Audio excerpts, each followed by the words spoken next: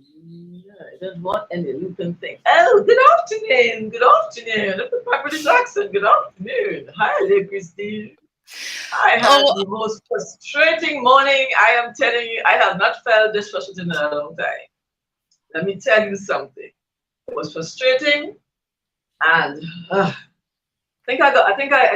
solved the problem. But wow, it was tough. I went into a mood that I hate to be in. I was just in a, just not in a great place. But I'm okay now. I still feel a little bit kind of like all over the place flustered. inside. Yeah. But I have to calm myself down. When I get things trying to get things to work properly, and I have a deadline for things to work, it really is frustrating. And when you have nobody to help you, it's the toughest thing in the world. You don't understand what I'm talking about. Anyway, how are you today? I am doing well. I am doing well. Um, Like in everything else, things are going on, and but we just have to put on our big girl panties and just get them done. You know what I mean? big old who? Okay, okay, all right. Adult. Let us not confuse it with size, and let me just rephrase to adult girls, not child, but adult. Because you can say all kinds of stuff, right? See me? I have no big girl pants. Okay, so that's nothing. I have medium size. Whatever, whatever, Whatever. whatever. What do you think about it? I was trying to because I'm having the conference on the 13th of May, and I was trying to Yes. get a payment link. I want to get a secure payment link for my person, my participants to go to and do one thing and check out, and they know that Make it, their yeah, credit make it card easy. information is safe, right? Yes. And we worked on it last week, and it worked. Yes. Everything was fine, and then went to check it back out and got this big red page saying alert, as though we're trying some kind of fraud. What was that about? I got it, Gail got it, kind of trigger. Was this working a few days ago? So that was a whole thing between us. So we had to do over the whole thing. And then she tried something else. She did a Canva link for me this morning. 14 got up early and did a Canva link for me. And then it wouldn't allow me to go to click the link. The link kept telling me something about Facebook. And I was like, why is Canva telling me about Facebook? Anyway, so I had to cancel. And then I went and I did one on my own. And then I called Christine after to check my link and Christine was telling me something else. And my Lord, by that time, I felt like a hot air was coming to my ears. Because tomorrow is the 7th of the month and time is of the essence. I have to start marketing my stuff. I have to Conference. start putting it out there. And to put it out there, you have to have a link. You don't want people to go into the link tree just to look at the pretty link tree and they can't do have a link to register.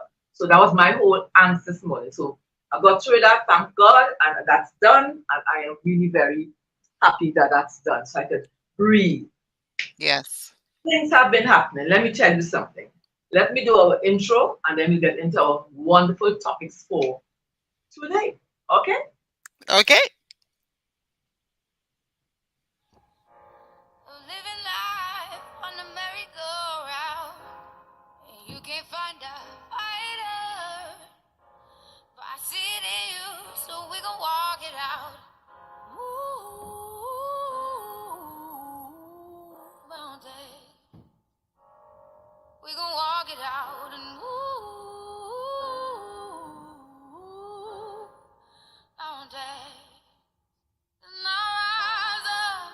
I'll rise like the day. I'll rise up, I'll rise unafraid. I'll rise up, and I'll do it 1,000 times again.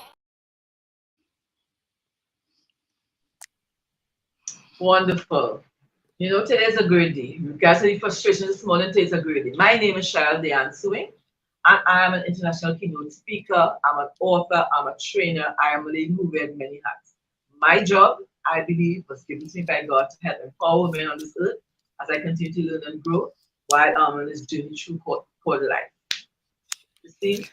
Hi, and I'm Christine Francois. I'm a wellness coach. I'm a former banker and corporate communications executive, and I am thrilled to be here because this is what I look forward to every Monday to jump on with my girlfriend Cheryl for us to have these great conversations and hopefully to impact you in a very positive way.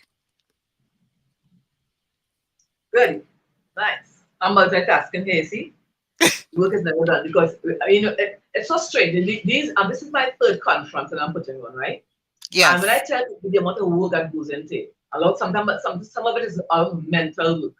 And that at the end of each one of them, I'm so tired. I am really very tired. But there's a lot to do, especially when you know the times of the essence, it's the marketing stuff. Certain things yes, have to be in place, and you need to be calling certain people. And you're getting the answers that you want, but you need to push it so that people know about it before it's too late and that kind of thing. You need to your relationship is yes. good, it's on, whatever. All these things that has to go along with it. So that's where I am at today, feeling kind of like, ooh, I'm gonna come down, I'm gonna come down, I'm gonna come down off that high. When those links don't work, it's crazy, right? Yeah, We need to put some things together in Trinidad and Tobago so that we will not have this frustration. I don't know why we can't use Eventbrite, but we can't use anything. We have to create our own stuff, right? Why? I don't even understand. And think those and that needs to be said. People need to talk about that. I don't know how the other people do their events, what they do, but I know that it's really frustrating. So anyway, having said all of that, I got to talk to my sister. Ooh, I'm gonna be all right. Yes, yes, yes, yes. And I learned some things as I go along the way. So next of course. time, I'll know even better than you from the last time. Correct. Wow. Saturday night, Chris Rock rocked. Now I always like him. I think he's one of those people who's some people don't like him because he's tell you mother effings and the F and the F, whatever it is. But you know what? Guess what? You could take out all the good parts of that if you don't like to hear that way. Because that's what he's saying. No, it's not that it's not a whole sentence. To me, he makes it make sense. It's not a word that I will repeat, but he makes it make sense as far as I'm concerned, right? Whatever. And he addressed, of course, the slap heard across the world, heard and seen across the world. And Yes. it made some sense. Now people laughed, but it was serious because he talked about the whole fallout.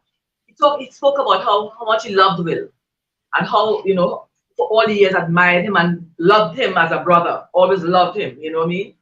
And when the whole controversy started, that it was with the Grammys and Grammys too white and whatever it is, and he didn't get nominated for his an Oscar that year. And his wife, Will's wife, took it upon herself to have a campaign about boycotting. It was the Oscars, not the Grammys, boycotting the Oscars. And she felt that Chris Rock should have stepped aside. Now he was hired to be the host, and he said, "I'm a big man. That's my money talking about it. I got hired to do a job. I mean, why would I? Just because your husband didn't get nominated, I must step away from my job and put away my money. I mean, why? Give me, you know what I mean?" So he made some comments, but his comments were not derogatory. All of the media went on a rampage about the things that she was saying because she went on a real campaign, right? Of course, it had racism attached to it and everything, which is something we'll talk about today. Racism, trying to say that the Oscars was too white and too black and wasn't black enough and whatever. So she went on a rampage. And I'm not saying she wasn't correct about that. I'm not saying she wasn't right. There wasn't some valid point. But how she went about it, I guess she touched some people the wrong way. So here's a little joke which he didn't mention at all. He did not mention it. But maybe he realized that saying G.I. Jane was sensitive to her getting bald because of what she has, what she claimed to have. He didn't mention it at all. What he's saying, everybody said all kinds of things. And all he said was, why would I walk away from my money just because your husband didn't get nominated? And he said, and he slapped me. So I felt I was just the one that he took his frustration out on. Because he said he BITCH slapped me from the whole world. That mother effer BITCH me in front of the whole world. And people ask me why I didn't fight back. He said, have you seen Will Smith? He played Muhammad Ali. I'm not a little, he called some name. Because he is about quarter his size, I am no, comparison his height and his size. I am nowhere compared to Yes. him. So five, and then first thing you're in shock because I mean something that never happened in the world before. So you're in shock. Correct. Why would I fight back? And and he said the one thing my mother always told me not to fight in front of white people. Black people mustn't fight with each other in front of white people. My mother always told me. I said, I have parents. I had parents who taught me that. It was serious. It was funny. And it was well put. And then of course he brought in Miss Meghan Markle into it. And he was saying the same thing he said when he spoke about Justice Smollett when he had this thing about trying to bring racism into his thing. He said, but they won the light skin lotto. The light skin people accept them, but they don't accept me. Nobody even knew she was black. And he went on a rampage. And all the things he said, for those of you who haven't listened to it, go look at the whole show. It was really well put. That was I guess Netflix knew they were doing because the first time they ever had a live show. It was the first, I guess, I don't know if they were sampling it, if they were trying to, experiment with it, but he was the first person to have a live show on Netflix, and it was good. It was well worth the wait to hear his take on the stuff and what he said about Meghan Markle. I high-five him 10 times because I think he's very right. And that's all I have to say about that. I don't know if Christine has anything, if she heard anything about it, she wants to say anything about that. No, not really. I mean, I agree with you in terms of when something like that happens to you, are in shock. That time, that window of time when seconds feel like minutes. Yes. You're just trying, and credit to Chris Rocke, that I had seen a while back. Credit to him that he was able to so quickly gain his composure and allow the security people to handle what they needed to handle. But I think in all things, he handled himself very well. Sometimes, people make assumptions about our people, about their ability to be violent and make derogatory remarks about our people. And Chris Rocke added a level of class. It was a hard situation, but he handled it with such dignity and finesse that really made me very proud of him in the moment. To see the way he just, wow. And to make it funny at the same time really speaks to the caliber of this gentleman. So, his maturity, his level yes, of exactly his level of maturity. He said he has parents. That's the point. I like that point. I have parents who taught me certain things. Security didn't help him, Security was shocked too. But that had never happened. Yeah, I didn't.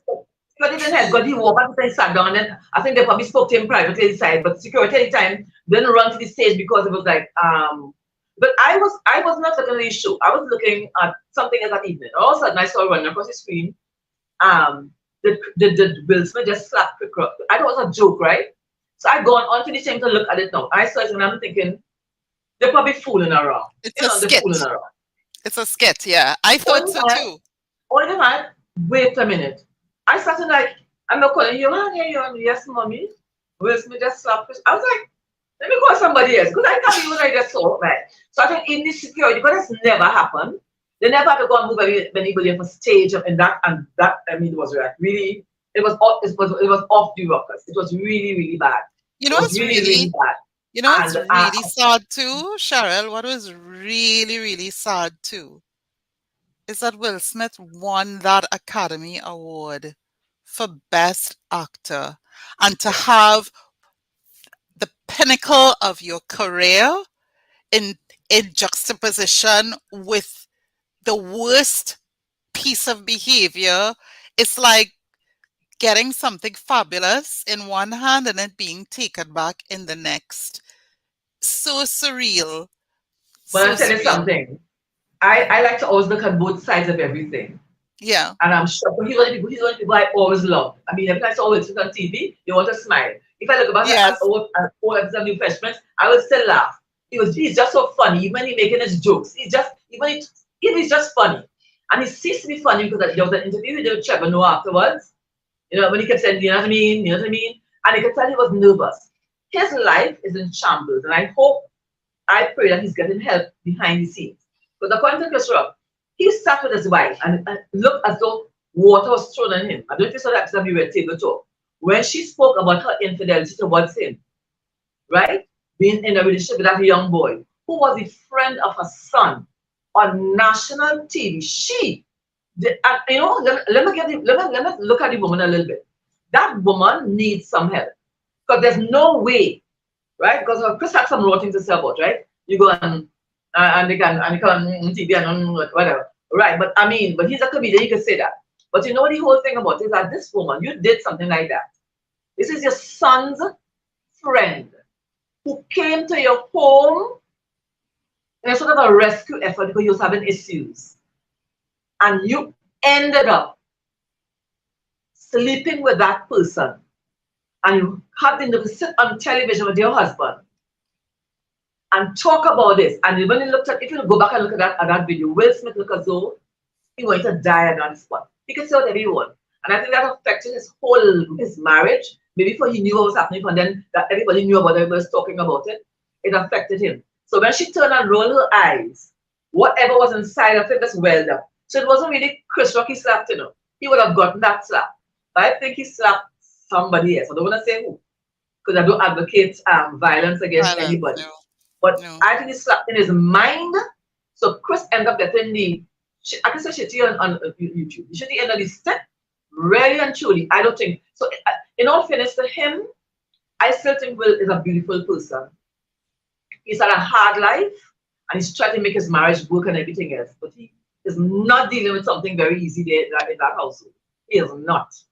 He is not. So that's all I'll say about that, about Wilson, because I don't live in his house. Okay? Right.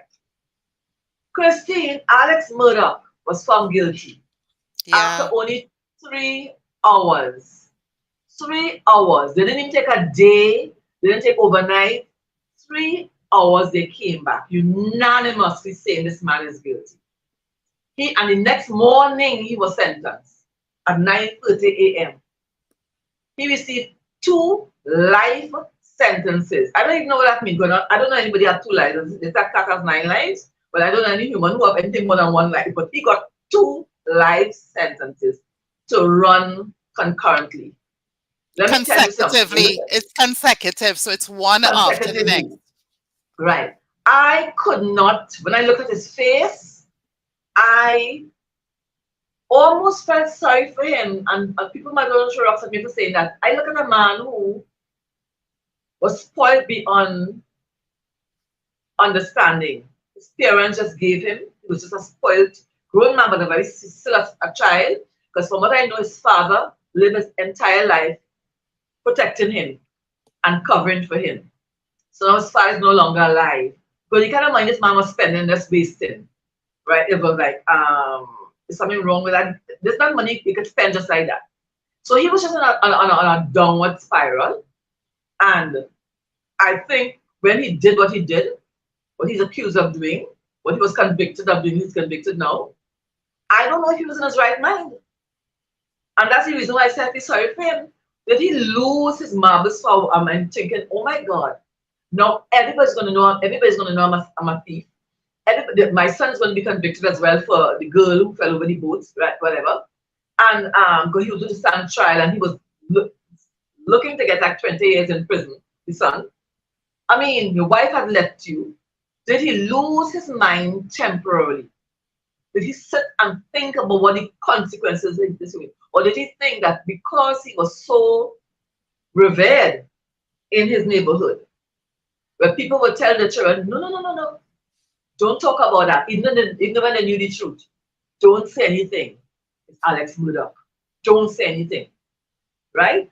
That he felt he was so covered that he's sitting on the witness stand and talking to the jury would have exonerated him. You know, so you look at that and say to myself, this man's brain was never developed. He might have been an attorney, a prosecutor, or whatever it is. But his brain really is in tatters. And that sends me that thing that I'm telling people. Do not spoil your children. You can love them. But we have to be careful what we do for our children. We have to learn to grow up and become adults. Because he clearly did not become a full adult. When you're at that age and you have your father protecting you against every wrong thing, you keep doing wrong things all the time. When the parent goes, the same thing happened with the other one, the was she wasn't about discipline, who haven't found her body yet. Father kept protecting him until the father said, you know what? They didn't leave a cent for him. I'm leaving nothing for you. Because you carry them, thinking you're loving them, and then you're messing up their lives. We need to be very, very careful. I had a talk with my son about it. I said, listen, you're a grown man now. There's some things you need to be responsible for. Right? I mean, and I'm going to say to you once, and I hope I will not have to repeat myself, that you need to be a big man and be responsible. I am no longer supposed to be carrying you or doing for you. I can do something for you, but that's not my job anymore. I've done it, educated you, taken care of you. You're now certified in any part of the world to go a grown man. So now you have to take some responsibility. And I was very serious about that because I see the consequences of things happening to other people's children. And I did spoil my first son. It took a long time to decide what he wanted to do in life. He joined the Coast Guard, he left the Coast Guard, he didn't know what he wanted to do, and that's because I'm gonna confess, he was my baby for how many years? It was 14 days, I had him alone, I thought I was gonna have another child, everything was him. And then when he sheltered them like that, they don't know how to be mature adults. So we have to be very, very careful, really careful. So he's gonna go to jail, and then all of the other charges gonna come up, all of the financial things and everything, and all the other things. Well, the thing with the boating accident and so on, the young boy who from the side of the road, supposedly from a hit and run, will probably have to go to rest because that was all connected to no, that hit and run was connected to the elder son. The boating accident was connected to the second son who passed with the mother. The one with the young man's side, because they claim that he and that big son were in a relationship. Right. Nobody knows. He knows as a girlfriend, and the girlfriend's everywhere with him, already quoted him every day, or you never know. So there's something, and I think they have now increased the inquiry into that his passing, because they want to know exactly to give his parents some kind of rest. You know what I mean? So it was a tough. When I heard it, I sat in shock because I swear to you, I thought he would have gotten away with it, or this would have been a hung jury. And he would have I been able was to escape and just have the charge of the financial things. What are your thoughts? I was listening to one of those senior attorneys who has sat into like the O.J. Simpson and those other high profile um cases, and he was saying that based on the jury, because they were looking at an interview of one of the jurors and asking him what he felt about Mr. Murdaugh.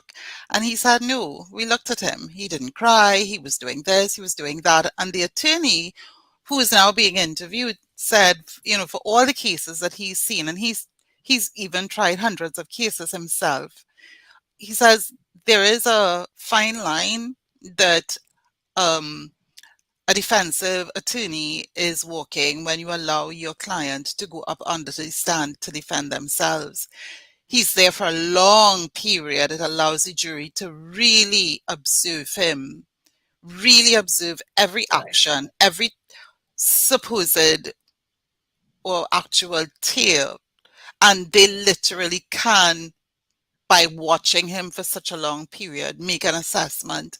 And then he also said that the way the jury lined up in terms of the decision, it was somewhere in the vicinity of 9 who said guilty, 2 who said we're not too sure, and 1 who was, maybe somewhere else.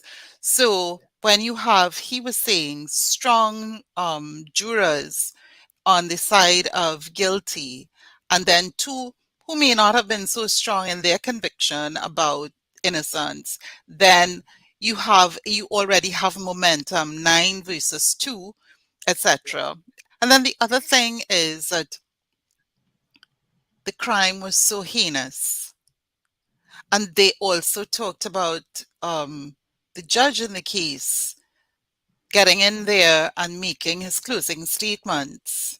Yeah.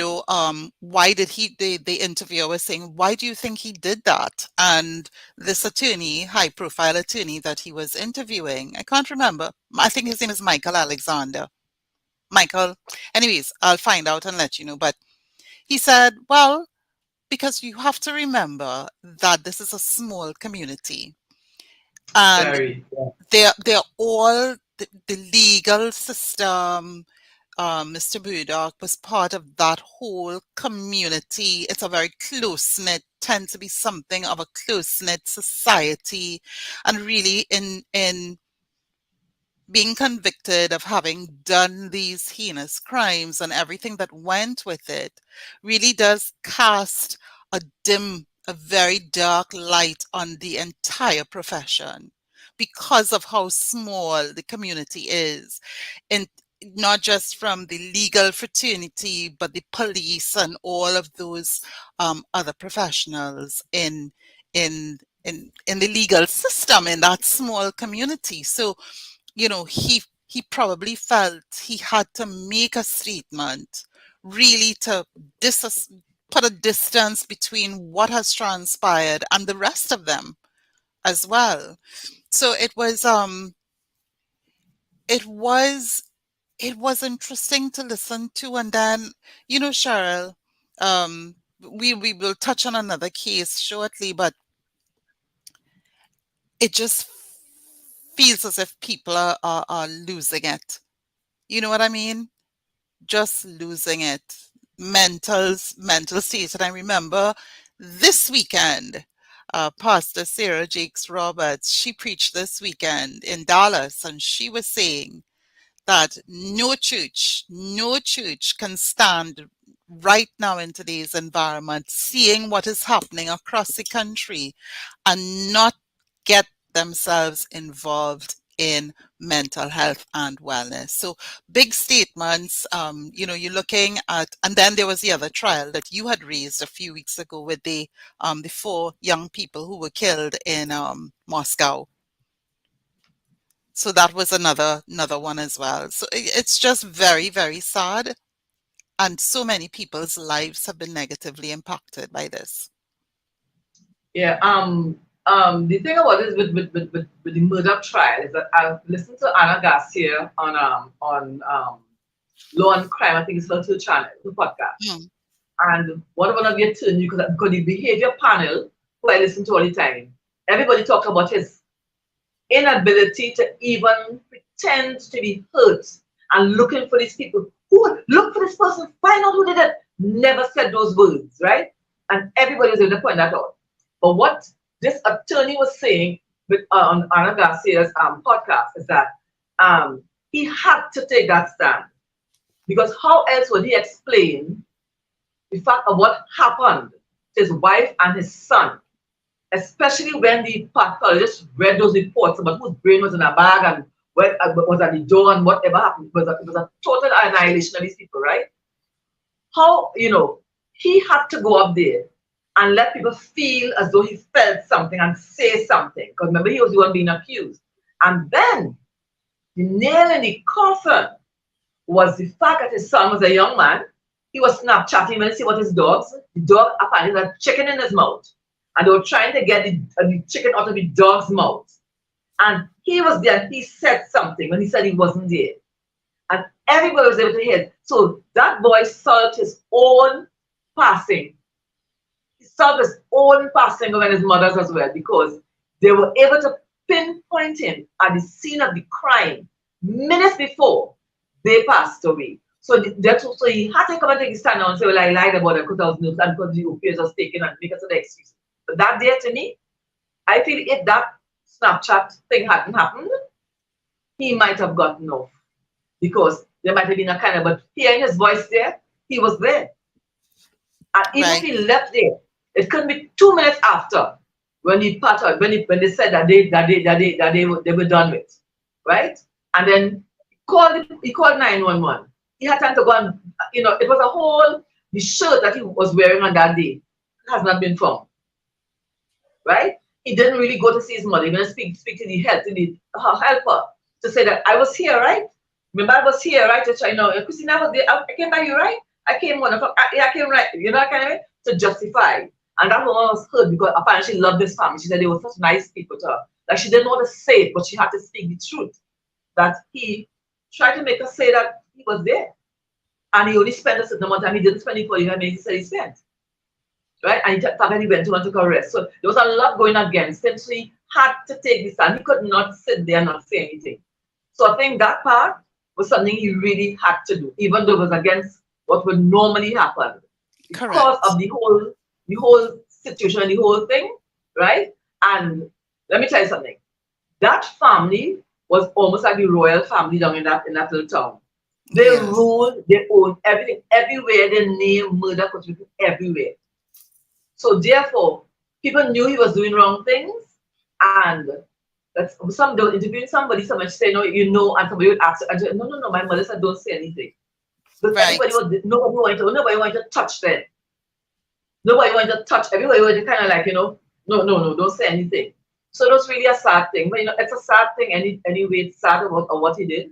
It's sad that he lived his life, like when he had all that privilege when he could have been such a happy man, Yeah. spending his money and living his life. It's sad his children even went the wrong way, because the busters anyway connected to that young man who found inside the road. Well, he's alive still, so we see what happens with that. And then but the other one is gone, so they can't talk to him about the thing. But it's really sad to see people with all of this. That's what I always tell people: money answers all things, but money does not make you happy.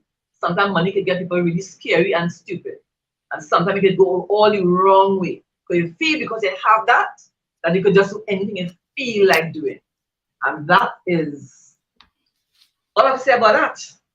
Yeah. Alex Murdaugh, Richard Alexander Murdaugh is going to be in jail for the rest of his life. But you know what? Before I finish talking about him, I just hope, I know when that came to my spirit immediately after I heard the verdict. I hope he doesn't end up like Jeffrey Epstein. That all of a sudden he, because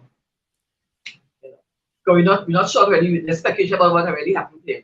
I hope it's not one of those cases, because there might be more things to come out because of his Sure. sentencing. So, God is in charge. Right. Let's switch on to this beautiful young woman who had so many years of turmoil in her life. When I say turmoil, in terms of her mental health. Who wants to be a mother, wanted to have more children, wanted to have children, but struggled with her feelings about her children, but yet loved her children. Right? And she's now a paraplegic. And they said she more than likely will probably never walk again. And her 3 children are gone. Her husband has forgiven her, but she's now on trial. I mean, I'm a person that really don't like medication. The last thing I want to do is to take medication. And for many reasons. I think some of these drugs could really mess you up. You end up having an opioid problem, or other things might happen. I remember years ago, my mom, she must have been just past her 80th birthday. She lived to 88. And she was really sick for more than 2 years before she passed. She, at that age of visiting a doctor to check up her, and they gave her some kind of blood thinner. Now, my mother never really suffered from high blood pressure. But old people that have already always have something, right? Once or twice her pressure might have gone up a little high, and they gave her medication. So she lost about her pressure and her pressure and her pressure. Because I think they felt as though it was normal to have high blood pressure when you get to this age, whatever. Yeah. So the doctor gave her some, it might have been blood thinners for some whatever he found, whatever it was. And that thing almost made my mother pass out. Wow. And it was my sister-in-law, my deceased sister, my youngest brother's wife. They lived there for a short time and they just got married. And she said she noticed something. She noticed something in the bathroom. And she thought to herself, something going on with mom. She didn't want to ask her because my mother could have been a little bit aggressive. So she called my big sister, who's the next one who kind of like a chicken too, so she didn't want to say anything to mommy. But I want her to feel me to mind her business. She called the one who was living in New York and the one in Connecticut. Now she's the hot mouth one. She said, what? Okay. So she booked a flight and came to Trinidad. And landed in the morning. Didn't tell mommy anything. Arrived and said, get dressed, we go to the doctor. And found out that she had a huge ulcer in her stomach. It was a whole thing. Surgery and a whole lot of things happened after that. The Right. thinners causing her to bleed, and Internally. it was coming out when she sat in Yes. the emergency bathroom. And that's what even though she cleaned up, when my sister-in-law went, she said she saw something, and she saw, and she said, what? And she said, something not right there. And she told us and what happened. So she saved mommy's life for an extended number of years. So I'm just trying to say that I don't like medication. Because sometimes doctors and it's not because they're bad. They can misdiagnose. Many times it has been made. I have my brother-in-law, right? Johan's uncle. For many years, it was glaucoma, it was this, it was that, and doctors here and abroad, everywhere. He used to talk loud, loud, loud, loud, loud, loud, loud. He come in here, he said, why are you always so loud? Not realize there was a whole, whatever it was, resting on his optic nerve in his brain. So he Wow. wasn't hearing properly, and he was, so, his actions were kind of like, ah, and he's not attorney to it. So he thought maybe the court thing and whatever, he's talking louder. He died of brain cancer. Brain cancer. By the time they found out what it was many years after him going through a different thing, and he couldn't see, different glasses, surgery on his eyes, all kinds of things. And it was not just local doctors. But he lived in the Bahamas for a number of years, and he lived in the States for a number of years practicing his law. And he went Right. everywhere for treatment, and they did not. So sometimes, depending on the situational stuff, the misdiagnosis could happen, and by the time they find out the truth, it is too late. So I am not a fan of a whole lot of medication. I'm not saying people should not take medication. I'm not saying people should not take listen to their doctors. But it's not the first thing that I go to. And this woman was on so many different types of medication. So many different, and none of the doctors ever told her husband he should leave her alone. Apparently she was a great mother. Nobody said to him, don't leave her alone. So when she called up the food place to go and get the order and sent it to get it, he didn't think anything of it. And came back to me. And the thing is, she had to be out of her mind what she did to those children.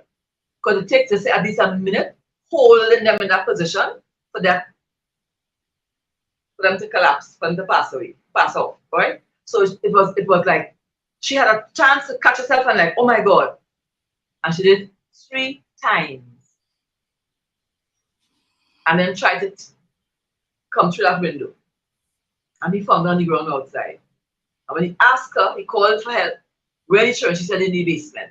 So he was still there with her. And then when the paramedics came, he told him, stay with her, let me go look for my children. And he went down to find this thing. And he was still on the phone speaking to the police.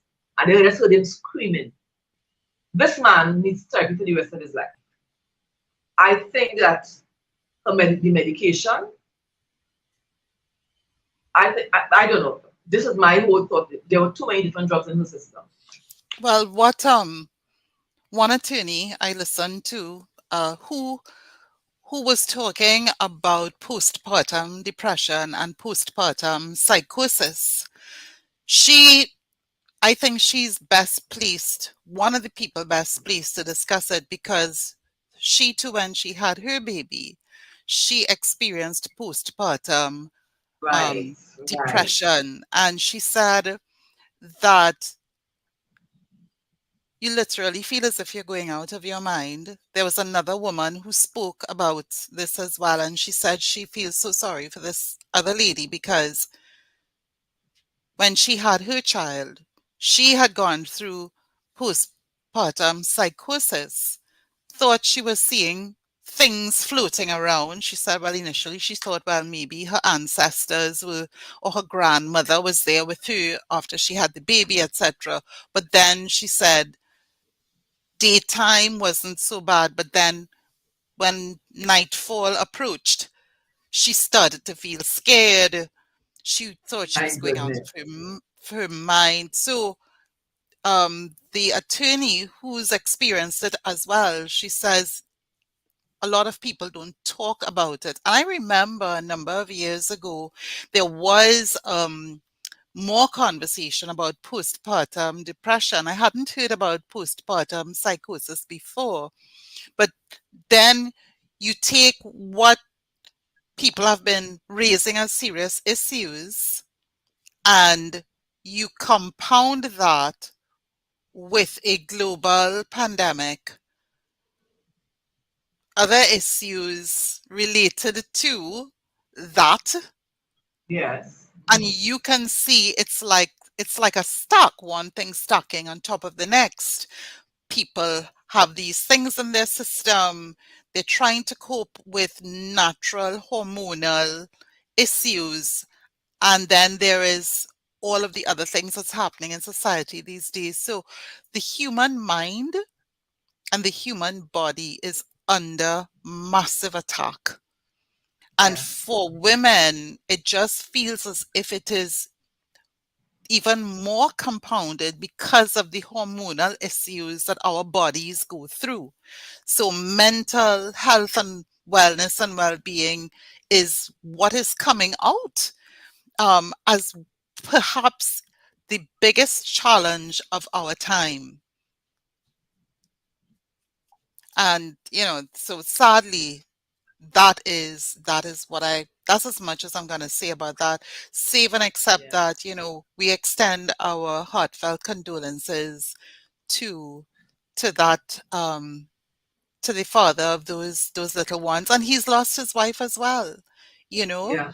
And then Cheryl, in getting ready for today's conversation about this case, I came across yet another instance of a mom who has um, unalived three of her five kids. This happened 2 days ago in Texas. And so it really is frightening what is happening. Children, little ones are being taken um, so shockingly and by their moms.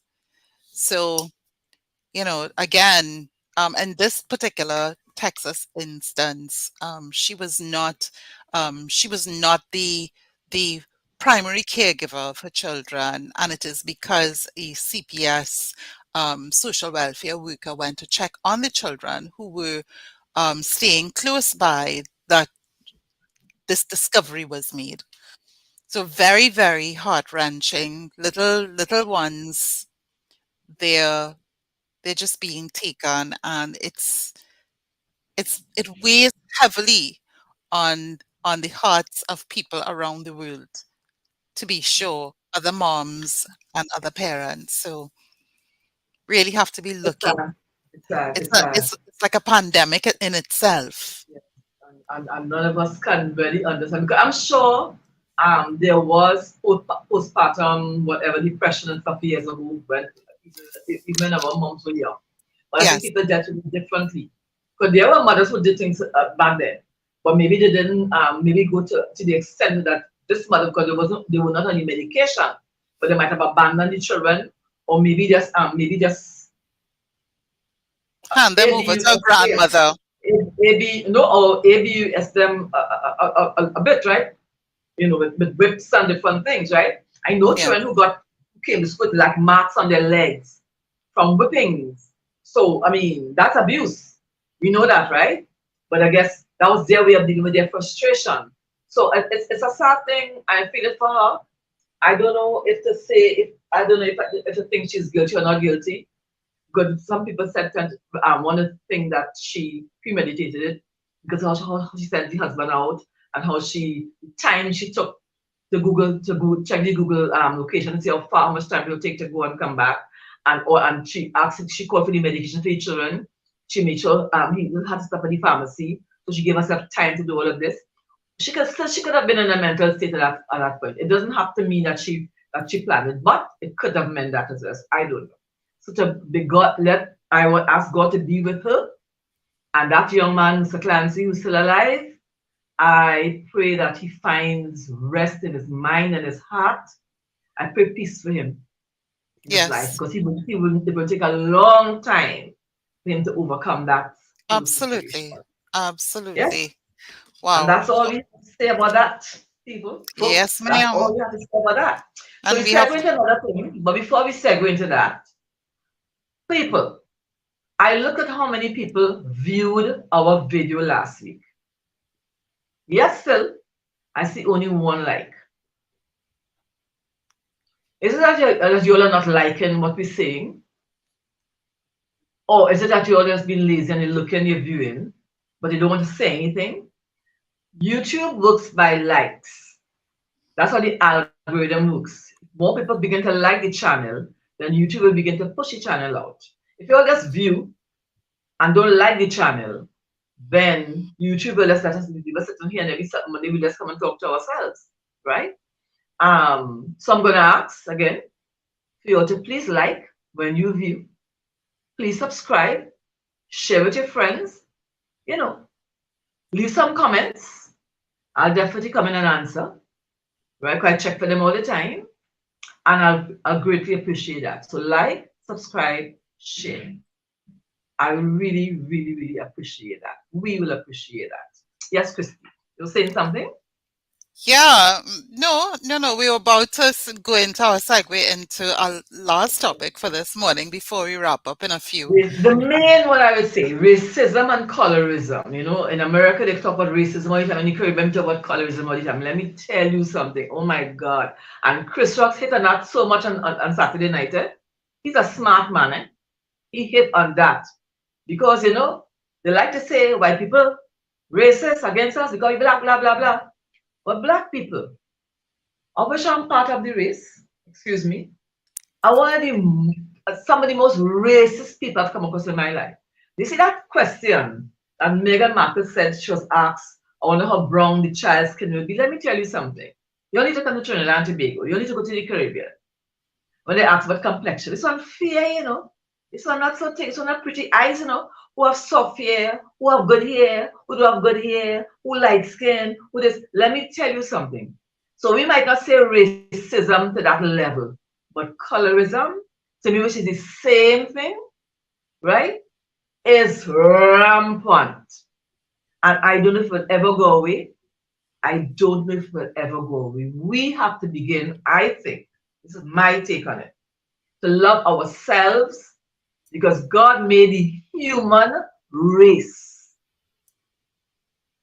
And He made all of us, whether they're light skin, darker, brown, white, Caucasian, whatever. He made all of us. We're all His children. And at the end of the day, you know what happens to all of us? We go back to the dust. White, brown, black, and in between. When you close your eyes, guess where you end up? Whether they cremate you or put you in a box and put you below the earth. You're going back. The Bible says dust to dust, ashes to ashes. You That's go right. back to the dust. So I don't know what all this fuss is about. Ecclesiastes talk about enjoying your time under the sun. Could we begin to do that?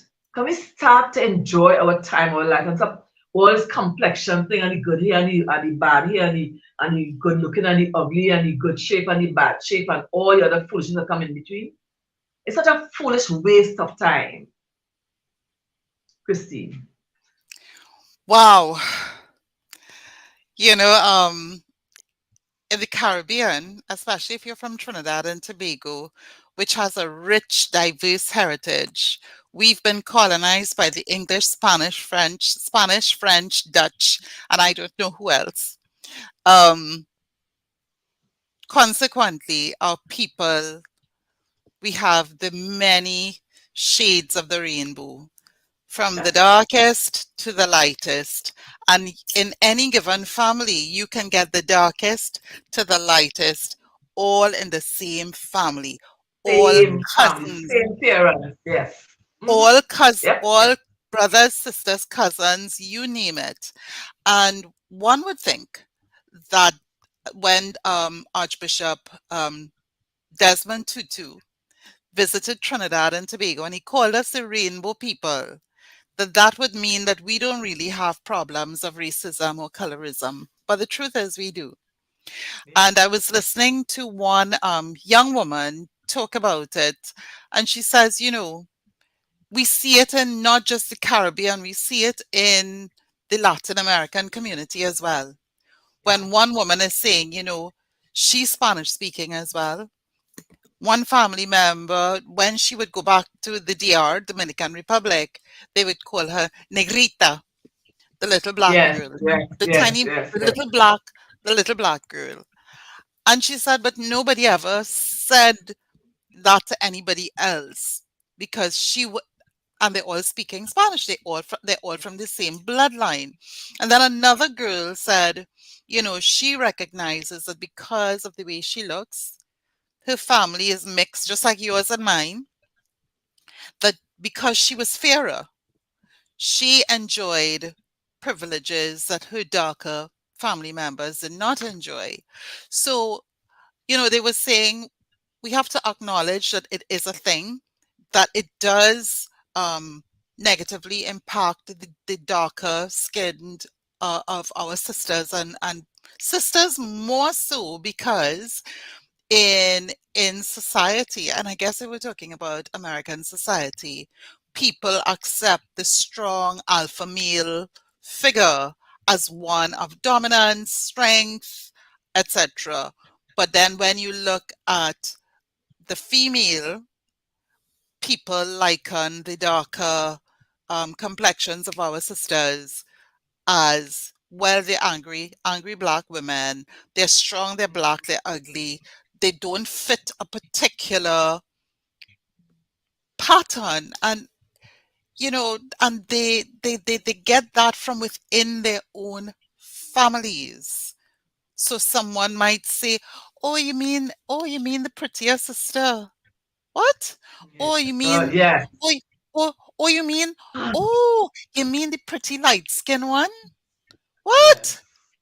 Like, why? And she was saying, that's a hold. Now we know it's a holdover from colonialism. And what she called colorism is the stepchild of racism, Yes. right? She's both Yes. both negative because of the way it makes people feel.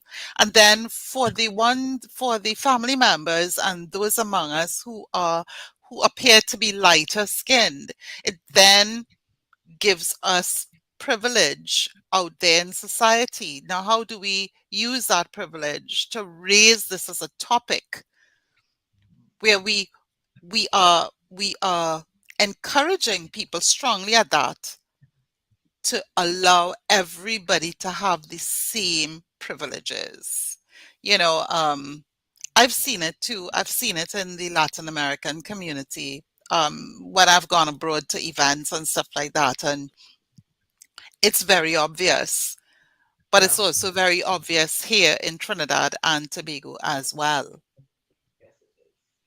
So family members need to and I know with the older members of our families, they somehow don't realize how hurtful it can be, right? And then that also creates tension and sometimes anger and hatred between Siblings. sisters, Yes.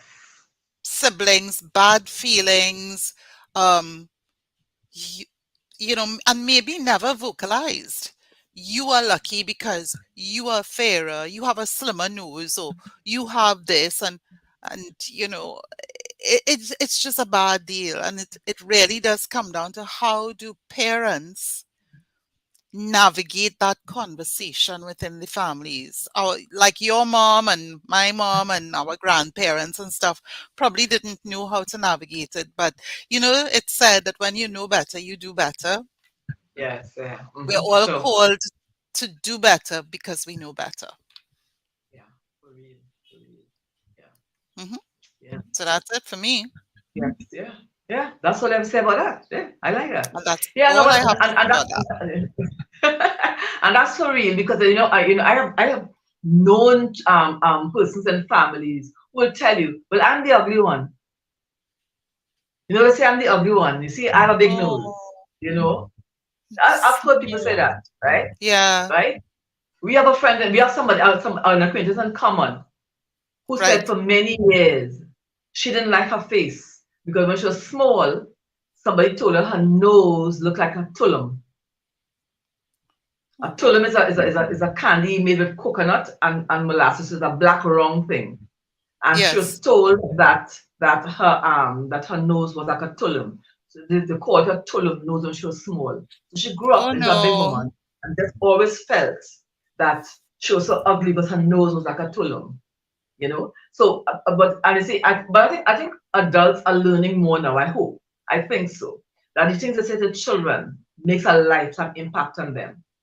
I think adults are learning that a little bit now. I think so. I really believe so. That are things that that they say to children when they're small, or you're ugly, or like you'll amount to nothing. You're so stupid. You dance, all those things. I think they know now that those things are no. They're the extreme parents who Mm, don't correct their children at all. There's no punishment of anything. They get some kind of candy for everything that they do, whether they do good or bad. Don't tell them that they're wrong. They have the extreme ones, which is the craziness. And in schools now, sports, everybody getting a prize. That is crazy. Okay, that's madness, right? They're winners and they're those who didn't win. You're not gonna call them losers, but they have to do better next time. That's why they have first, second, and third in tests. And after that, you study your work to get up in the first three, at least in the first 10 in the classroom. If you come in 20 something in tests or 31st in tests, it means you're not doing your work. Or the strive. person just check it or make sure see they have a little bit of, sometimes some people have a little bit of ADT or a little bit of learning disability, nothing wrong with that. You go and get some extra lessons, and then you catch up with the rest of the class. Right? But everybody's not a winner. Everybody doesn't win all the time. So we have the extreme doing that, and we have the other extreme telling children all kinds of stuff about themselves. Yeah, and It's what is horrible. Horrible. what women also have to be careful of in raising kids is if you have a discordant relationship with the father of the children, please don't take it out on the kids. Please stop saying you are so and so just like your father. We could make it a whole topic. That could be a whole other topic by Let's do itself. that. Let's do that because we're about to wrap up. That could be a topic. That could be another topic. Yes, it could be another topic. It's so So, hurtful to little kids. Yeah. of course, they had nothing to do with that. They sent a lie with that man? They didn't. They are a result of you having a good time, right? So, what's the big deal? Anyhow, people, please subscribe to this channel. Begin by liking, subscribing, make a comment. We need to move forward. We have 31 subscribers. We stopped there maybe last month. We need to move forward. Okay? And just a reminder, 13th of May 2023, we're coming here to the conference at Cascadia Hotel, 9 a.m. to 5 p.m. It comes with a full buffet lunch and afternoon tea. You can't want more than that. There'll be motivation, inspiration, poetry, fashion, personal branding 101. We have our wellness coach will be on hand to chat with you about wellness. We have some other people coming on board. Let me tell you, it's going to be a great day. I'm building it as a VIP day for women. You cannot get any more than that for the price. So the link is now on Linktree, my Linktree. Linktree, that had me frustrated this morning, yes, and my Linktree, Cheryl Diane Speaks. You will see the link for registration there. Please go there and link out. PayPal is probably going to ask you for to verify that you're a human. Please do it. That's just to make sure that you're not being robbed and you're not on the wrong side. So go there and register, please. Christine's link is also there. It's on the site on our channel entrance on the beginning of the thing. Linktree/Christine Francois, spelled exactly like you see it on that screen there right now. She can help you in many, many ways. A lot of us need to take care of our health, our skin health, our mental health. This lady is into wellness. She will talk to you. So there you go. You have everything here in a nutshell, right? So we will see you again next week at the same time on this very same channel. And we hope when I look, I'll see some more subscribers there. Take care and we'll see you all again.